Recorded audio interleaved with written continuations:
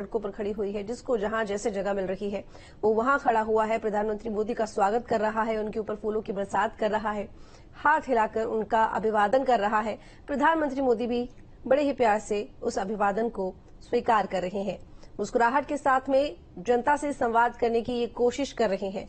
तो 5 तस्वीरें आप फिलहाल टीवी स्क्रीन पर देख रहे हैं। मालवीय जी को नमन करते हुए प्रधानमंत्री मोदी की पहली तस्वीर, दूसरी प्रधानमंत्री मोदी के साथ मुख्यमंत्री योगी आदित्यनाथ मौजूद हैं, जो कि इन तैयारियों को शुरू से देख रहे हैं, निरीक्षण करने के लिए लगातार बनारस आते रहे हैं।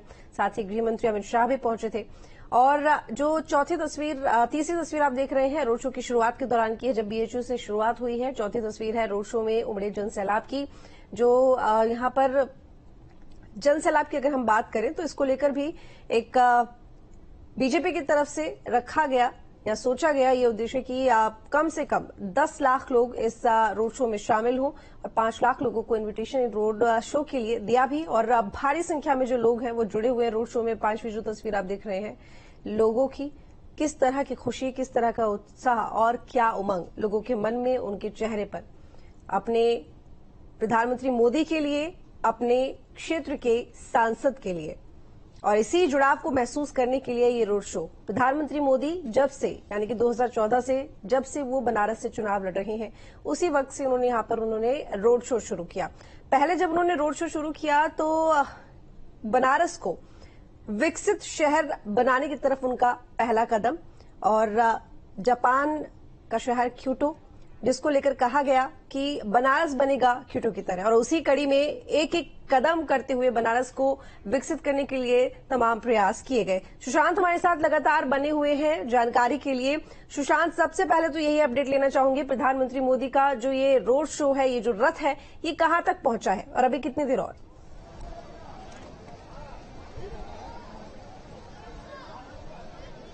देखिए, वाराणसी के सोनारपुरा के आसपास जो प्रधानमंत्री का जो ये रथ है वो पहुंच चुका है, और उसके बाद बंगाली टोला कॉलेज है, उसके बाद जो है ये मदनपुरा का इलाका शुरू होता है।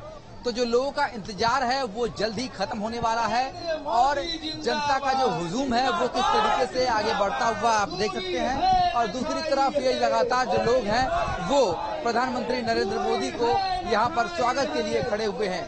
ये सारे अल्पसंख्यक समाज के लोग हैं जो लगातार प्रधानमंत्री नरेंद्र मोदी को रोड शो में देखना चाहते हैं, और इसलिए यहाँ पर खड़े होकर अभियान करते हुए दिखाई दे रहे हैं।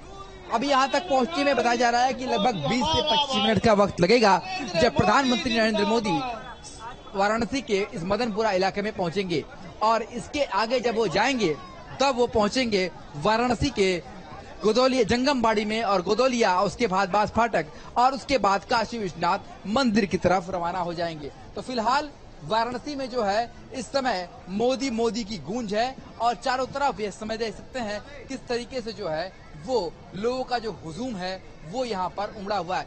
दूसरी तस्वीर में आपको ले जाएंगे जहाँ पर प्रधानमंत्री नरेंद्र मोदी आने से पहले आप देखिए किस तरीके से जो लोगों का भीड़ है वो बढ़ता हुआ दिखाई दे रहा है। आलम यह है कि इस समय जो लोगों का हुजूम है वो किस तरीके से एक जनता जो है एक लहर में तब्दील हो गई है।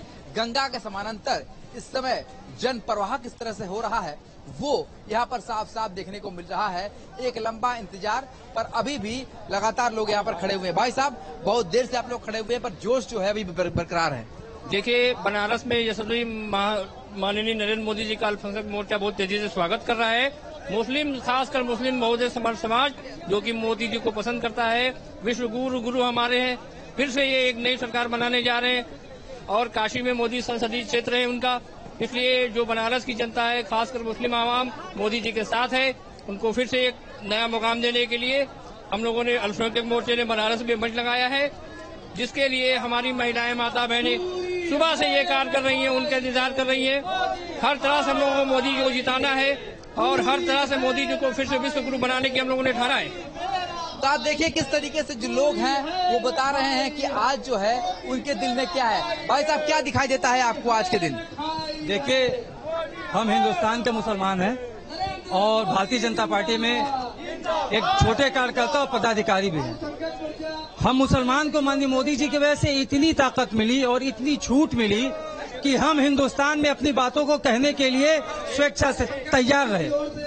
माननीय मोदी जी हिंदुस्तान के मुसलमानों को बहुत कुछ दिया, बहुत कुछ दिया। तो एक तरफ से ये कहा जाता था भैया कहाँ घुस रहे हो, देख रहे हो इस तरीके से, एक तरीके से ये बात आती थी कि कहीं न कहीं से भारतीय जनता पार्टी जो है अल्पसंख्यकों के हित में नहीं है, मगर आज जो बदलाव दिखाई दे रहा है, आप खुद बदलाव देख रहे हैं किस तरह से मुस्लिम समाज मोदी जी के स्वागत के लिए जुड़ा हुआ है। मैं चाहूंगा फिर से मुस्लिम गुरु हमारे विश्व के गुरु बने और मोदी जी मुसलमानों के मसीहा हैं, मुसलमानों के लिए बहुत काम दिया है मोदी जी ने और मोदी जी को विश्व गुरु बनने से कोई नहीं रोक सकता। ये मुसलमानों ने ठाना है, फिर से हम लोग मोदी जी को जिताएंगे और पूरे बहुमत से जिताने का काम मुस्लिम समाज कर रहा है। मैं कहना चाहूंगा भाई साहब ये बताइए कि आज जो ये जो जनता की लहर दिखाई दे रही है, विपक्ष लगातार ये कह रहा था कि 2 बार तो हो गया, तीसरी बार नहीं दिखाई देगा, पर तीसरी बार तो लहर बहुत ज्यादा बढ़ गई थी। तीसरी बार विपक्ष को दिख नहीं रहा है कि लहर कहाँ रोड पे खड़ा है आज, और ये लहर दिखने के लिए ही दिखाया जा रहा है उनको कि तीसरी बार 10 लाख से भाजपा वोट जीतेगी और हम अपने यहाँ सांसद नहीं देश का प्रधानमंत्री चुन के भेज रहे हैं। यह काशी की जनता का आभार है, जनता का स्वीकार है और जनता इसीलिए आज सड़क पर अपने सांसद को नहीं प्रधानमंत्री को आशीर्वाद देने के लिए आई हुई है। एक बात ये कही जाती थी कि भारतीय जनता पार्टी जो है वो सर्वधर्मों को लेकर नहीं चलती है, अल्पसंख्यक समाज जो है वो साथ में नहीं है, पर यहाँ पर तो नजारा कुछ और दिखाई दे रहा है। आप जा सकते हैं बनारस के किसी भी मुस्लिम क्षेत्र अल्पसंख्यक क्षेत्र में, वहाँ पर आप रोड देख सकते हैं, सीवर देख सकते हैं। ना हमने वैक्सीन बांटने में कोई भेदभाव किया, ना हमने घर बांटने में भेदभाव किया, ना हमने अनाज बांटने में भेदभाव किया। अगर आपको भेदभाव होता तो यहाँ पीछे लोग खड़े नहीं होते, ये विरोध में खड़े होते। ये चीज की प्रमाण है ये। तो आप देख सकते हैं ये इस तरीके से लगातार बता रहे हैं, उनके साथ जो है प्रधानमंत्री मोदी के समर्थन में लगातार लोग आ रहे हैं। क्या दिखाई दे रहा है आपको इस बार? मैं अल्पसंख्यक मोर्चा यहाँ के मतलब की निवासी यहाँ का हूँ। आप देख सकते हैं कि लोग कितनी संख्या में लोग उमड़े हैं माननीय प्रधानमंत्री जी का स्वागत करने के लिए। यहाँ पे अल्पसंख्यक मोर्चे का स्टेज भी लगा हुआ है। आप देख सकते हैं जैसे लोग कहते हैं, ये विपक्ष कहता है कि मतलब अल्पसंख्यक मोर्चा का मतलब कि कोई सहयोग नहीं होता, ये भाजपा है, कोई मोर्चे का मतलब कि अल्पसंख्यक मोर्चे का सहयोग नहीं है। यहाँ सबको मतलब कि माननीय मोदी जी का जो भी मतलब की योजना है सबको मिलती है, सबको बराबर मिलती है, हर जगह विकास हुआ है। इसलिए अल्पसंख्यक मोर्चा माननीय प्रधानमंत्री के साथ, मोदी जी के साथ, अपने सांसद के साथ है। ये सही लगता है आपको अपने कैमरामैन को दिखाना चाहिए यह क्षेत्र अल्पसंख्यकों का क्षेत्र है और अल्पसंख्यकों के क्षेत्र में इतना भरपूर जनसंपर्क मिल रहा है, वो आशीर्वाद ही बता रहा है कि अल्पसंख्यक भी भाजपा के साथ है। बिल्कुल, वो तो हम दिखा रहे हैं लगातार। ये जो भीड़ है, ये जो उमंग है, वो यहाँ नजर आ रहा है। देखिए, प्रधानमंत्री नरेंद्र मोदी की एक खासियत है कि वो एक आम व्यक्ति की तरह, वो अपना पूरा स्वभाव है उनका, कहीं से भी वीआईपी कल्चर नहीं दिखता है। वो एक हर एक व्यक्ति को अपने साथ दिखाते हैं और यही कारण है कि आज जो जन समर्थन है, जनता को ऐसा लगता है कि प्रधानमंत्री या सांसद नहीं बल्कि उनके परिवार का कोई सदस्य जो है वो यहाँ पर आया हुआ है। देखिए, आज दोपहर से बहुत गर्मी थी और सबसे बड़ी बात है कि रोड जो है बहुत पहले से ही ब्लॉक इसलिए था कि यहाँ पर गाड़ी नहीं आ सकती थी।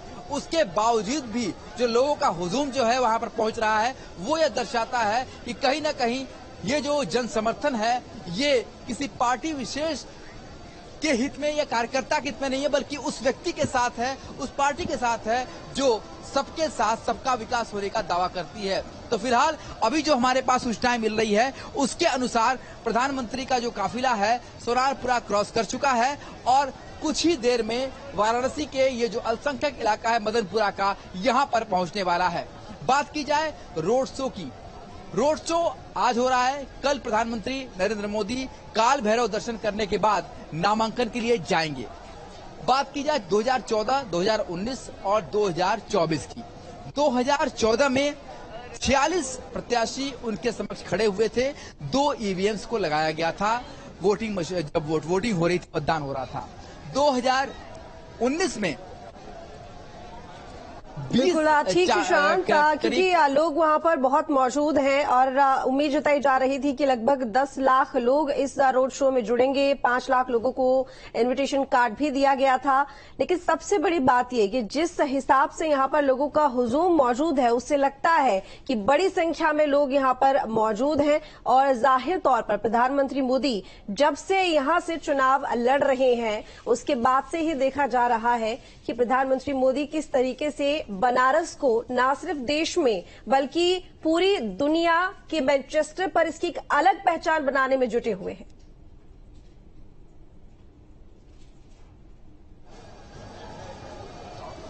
देखिए, बनारस में जब वो पहली बार आए तो आपको याद होगा जब वो यहाँ से गुजर रहे थे उसके बाद उनका एक इंटरव्यू आया, उसमें उन्होंने कहा कि बनारस जो है सबसे पुराना शहर है, धार्मिक नगरी है, पर यहाँ पर जो विकास है उसकी लहर नहीं पहुंची है।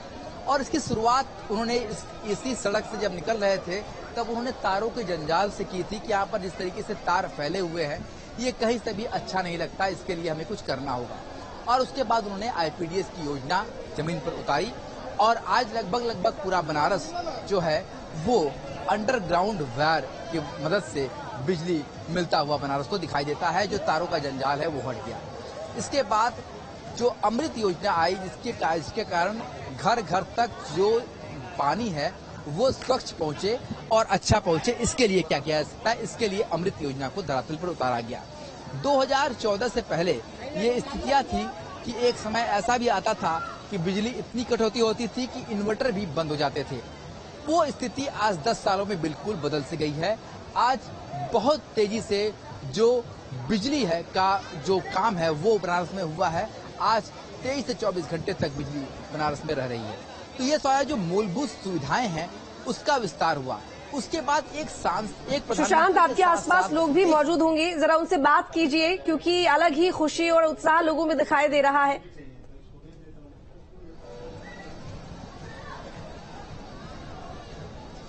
देखिए, बिल्कुल लोगों से लगातार हमारी बात हो रही है, वो लगातार इस बात को कह रहे हैं। भाई साहब, कहाँ से आ रहे प्रधानमंत्री जी को आपने देखा अभी रोड शो? अभी नहीं विचार हो रहा है, आ रहे हैं। क्या दिखाई देता है आपको इस बार, कितना बनारस बदला है 10 सालों में, क्या नजर दिखाई? बहुत विकास हुआ है। इतनी विकास हुई है जिसकी रचना आप भी नहीं कर सकते हैं। इस बार जो तीसरा कार्यकाल है इसमें क्या दिखाई, कितना वोट प्रधानमंत्री पाएंगे, क्योंकि 10 लाख का दावा किया जा रहा है। इस बार 10 लाख के पार। काशी से मोदी जी का वोट विश्व में सबसे ज्यादा होगा। तो काम जो हुआ है ये बताइए। ये देखिए, एक शख्स हमारे साथ है जिन्होंने पूरी ऑयल पेंटिंग जो है वो अपने शरीर पर की हुई है प्रधानमंत्री के लिए और आपकी बात 400 पार लिखा हुआ है। ये बताइए भाई साहब, ये ऑयल पेंटिंग आपको अपने शरीर पर करने की प्रेरणा कहाँ से मिली? मेरा नाम मोहम्मद अशरफ है। मैं प्रयागराज से आया हूँ मोदी जी के प्रचार करने के लिए। मोदी और योगी जी का काम बहुत अच्छा है, बहुत सुकून से मुस्लिम समाज जी रहा है, कोई दिक्कत नहीं है। ये जो विपक्ष है झूठी खबरें उड़ाता है। उत्तर प्रदेश में विपक्ष 0 है, एक भी सीट कहीं नहीं जीत पाएगा, एक भी सीट उत्तर प्रदेश में 0 है। ऐसा क्यों लगता है आपको? ऐसे में लगता है क्योंकि फुल बहुमत से मोदी जी की सरकार बन रही है। तीसरी बार 400 पार भाजपा सरकार। अखिलेश यादव और राहुल गांधी ने इससे पहले भी गठबंधन किया था और बुरी तरीके से हारे थे। 2017 हारे, 2014 हारे, 2019 हारे, 2022 हारे। 2024 में सुपड़ा बिल्कुल साफ हो जाएगा विपक्ष का।